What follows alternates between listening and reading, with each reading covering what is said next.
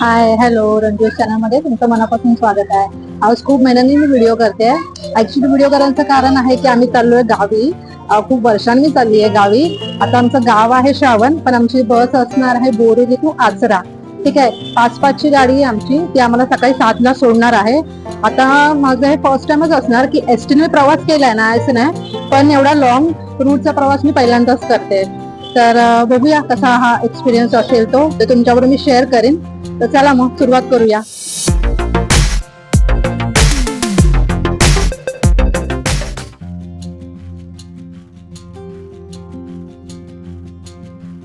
आम्हाला भेटली आमची सीट 25-26 आहे. पाठून तिसरी आहे. आता चला मग प्रवासाला सुरुवात करूया.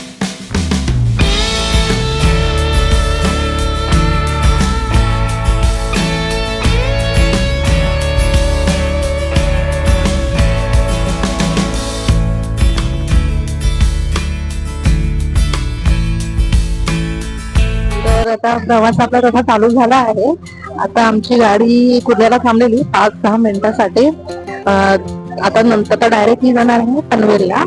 तर आता कुर्ल्याला थांबून आम्हाला खूप भूक लागलेली होती, तर आम्ही आता इथे वडा घेतले. 2 वडे घेतले, गरमागरम वडे होते मस्त. म्हणजे वड्याला काही टेस्ट नव्हती, पण ते गरम मध्ये मला थंडीत लागले. तर ते खाल्ले आता आम्ही. आता बघू आता पनवेलला जाऊन.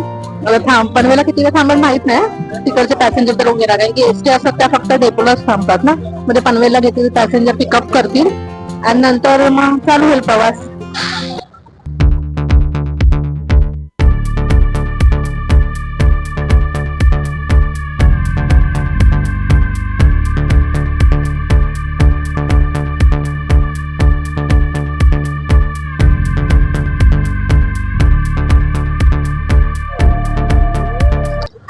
आता आम्ही पनवेलला आलोय. आता वाजले 8. तसं बघायला आम्ही ऑन टाइम आहे. आता कुर्ल्याला पण आम्ही 6:30ला पोहोचलो आणि कुर्ल्यानंतर डायरेक्ट पनवेल 8 वाजता. ठीक आहे. आता एसटी करायचं अजून एक कारण असतं की एसटी अशी टाइमपास करत नाही, जशी प्रायव्हेट करते तशी. आणि एसटीचं एक असतं की रेट पण रिझनेबल असतात. आता बघा, आम्ही याची जी तिकीट काढली 900 रुपये. ठीक आहे. आता लेडीज आहे त्यांना हाफ तिकीट आहे कन्सेशन. ठीक आहे. ते जर तुम्ही प्रायव्हेटने काढायला गेलात तर 1300 रुपये. आता जाताना आमची प्रायव्हेट आहे, कारण की एसटी फुल दाखवत होती आम्हाला. आम्ही ऑनलाईन चेक केलं ना, तर ऑनलाईन मध्ये फुल असते, मग आम्हाला प्रायव्हेट काढावी लागली असं. आता प्रायव्हेट काढलं कसं आहे, ते टाइमपास करत करत म्हणजे पॅसेंजर भरत भरत भरत त्यावेळेस हे नाही, तसे लोक निघतात.